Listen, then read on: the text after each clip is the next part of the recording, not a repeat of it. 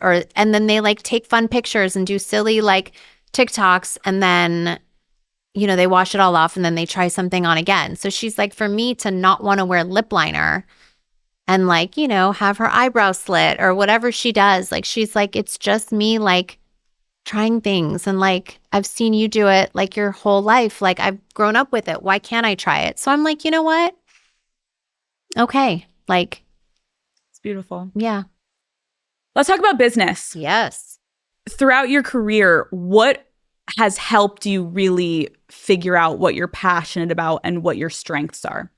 Well, I think anytime something is really successful that I've done has been something that I just absolutely love and am so passionate about. And I think that you have to like sift through what that is. And that doesn't always mean something that's like super amazing financially. It could be like a little one-off project that I want to do just because I love the product and I'm really into it. And I think anytime there's something that you just like really love and you're working like 100% behind it, it'll pop off and be so successful. Yeah. Let's talk about SKIMS. Yeah. It was initially called Kimono when you first launched. A lot of backlash. Then you guys ended up changing the name. How were you able to pivot so successfully? Yeah, I mean, that was a name, Kimono. My name, Kim, is obviously in that. And I just like thought it was like kind of kitschy. It was a little confusing. Like, did we only sell kimonos? Or I don't think we really thought that through.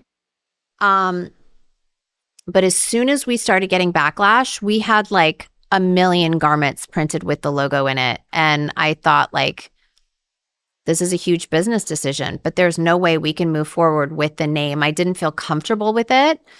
And we quickly pivoted and just SKIMS came to us, and it's such a better name. And it's so good. Yeah. It's so good. So I gave our kimono.com, I gave that all over to, the people in Japan that really, deserve that. And I think if you have such respect, I had so much respect for the culture, I would never want to do anything to really, make it be a big issue every time I had a launch. I knew immediately something had to change. So it was just like, look, I know I'm not going to get the garment printed logo. I'm going to have to now put a logo on top and sew them on, and like, let's take a beat. Let's redo this. Let's figure out a new name.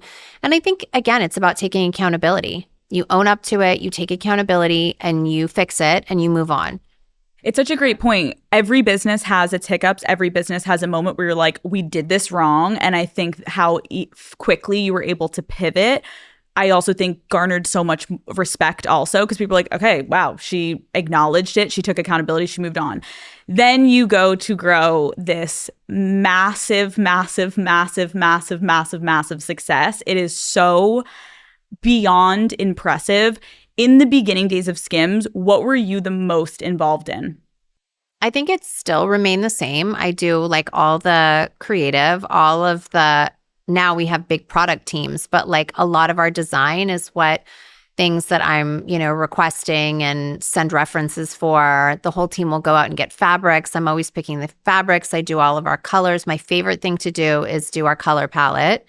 But I oversee like every campaign and pick all the, talent for the campaigns, and we'll have a whole team that'll bring me like different campaign ideas and photography.